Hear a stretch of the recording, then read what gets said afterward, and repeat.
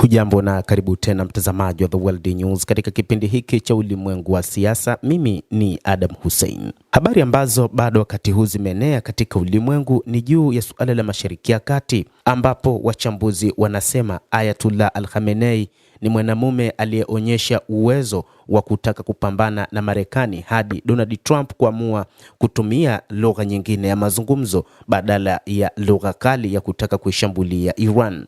Katika kipindi cha hivi karibuni, msuguano mkali uliokuwepo wa maneno kati ya Marekani na Iran ulikuwa wa hali ya juu. Joto lilipanda.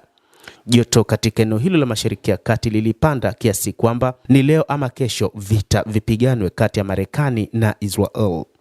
Hata hivyo, sababu za msingi ambazo Marekani ilikuwa inatafuta kwa ajili ya kufanya shambulizi dhidi ya Iran ni sababu ambazo hazikuwa na mashiko, kiasi kwamba hata ulimwengu ungeishangaa Marekani kwa nini unaamua kufanya mashambulizi dhidi ya Iran.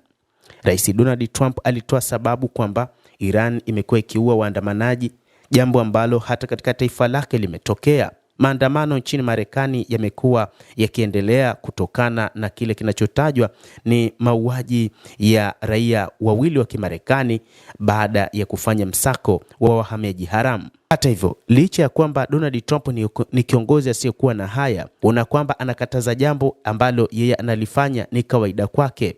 Yeye alikuwa anataka kuhakikisha anaungana na waandamanaji nchini Iran, hali ya kwamba nchini mwake kulikuwa na maandamano yaliyosababishwa na yeye mwenyewe katika msako wa kuwasaka wahamiaji haramu. Lakini sasa, kutokana na msimamo wa Ayatullah Al-Khamenei, kiongozi mkuu wa serikali ya mapinduzi ya Iran, ambaye bila shaka rais wa Marekani anamuona kama adui wake mkubwa, ni kiongozi aliyefanya namna ya kuhakikisha anajipambanua zaidi namna atakavyokabiliana na Marekani. Ayatullah Al-Khamenei mwenye umri wa zaidi ya miaka 80 ni kiongozi wa kiserikali na ni kiongozi wa kidini katika Jamhuri ya Kiislamu ya Iran. Ni kiongozi ambaye hakutishika na maneno ya Donald Trump. Hakutishika pia na kile kinachoonekana kwa Marekani kwamba Marekani ina silaha za kiteknolojia za hali ya juu kuliko nchi nyingine ukizingatia na taifa lake. Ni kiongozi ambaye alijipambanua kwamba kwa muda mrefu Iran imepambana kutengeneza silaha za hali ya juu za ballistic pamoja na silaha nyingi, ikiwa ni pamoja na ndege zisizokuwa na rubani, lakini pia kulijenga jeshi hilo katika mfumo wa Kiislamu. Ni jeshi ambalo kimsingi lilikuwa tayari wakati wote kuikabili Marekani. Ikumbukwe Ayatullah Al-Khamenei aliwaambia wanajeshi wa Jamhuri ya Kiislamu ya Iran kwamba hata baada ya mapinduzi katika miaka ya 1979 ni Marekani ambayo ilipambana na Iran bila mafanikio, huku ikitaka kuwakomboa wanajeshi wake zaidi ya 60. Lakini pia ni Marekani ambayo kwa muda mrefu imekuwa ikitafuta njia za kutaka kukabiliana na Iran kutokana na fedheha ya miaka ya mapinduzi.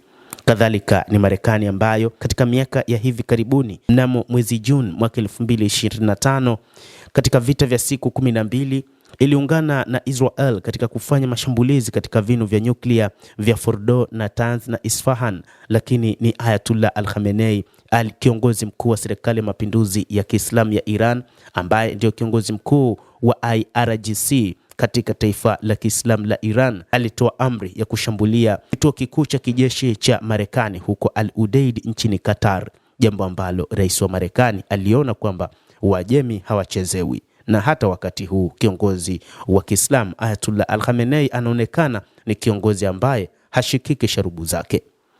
Mtazamaji wa The World News, hayo ndio tuliokuwa nayo. Ni kile ambacho wakati huu kinaonekana kwamba Ayatullah Al-Khamenei amehimili misukosuko na kuonyesha kile alichokiita ni haki ya watu wa Iran. Na sasa rais wa Marekani Donald Trump anahimiza Iran kuingia katika meza mazungumzo na kuwa na makubaliano kuhusu suala la nyuklia, ambalo pia wachambuzi wa mambo wanaliona ni jambo ambalo halitowezekana.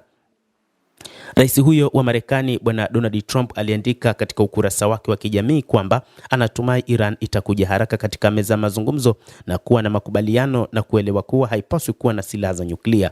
Na kutokana na uwepo wa vikosi vya Marekani katika eneo la Mashariki ya Kati, Trump aliondoa Marekani katika makubaliano ya nyuklia ya Iran yaliyofikiwa mwaka 2015 wakati wa muhula wake wa kwanza.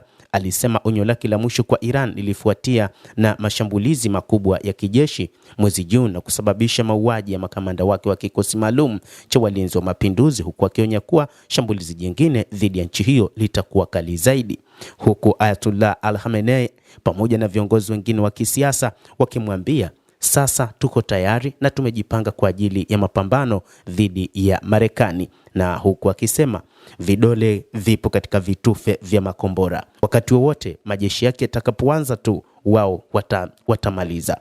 Na mpango ilikuwa ni kuzamisha meli yao ya kivita ya USS Abraham Lincoln, ndio mpango wa Ayatollah Al-Khamenei.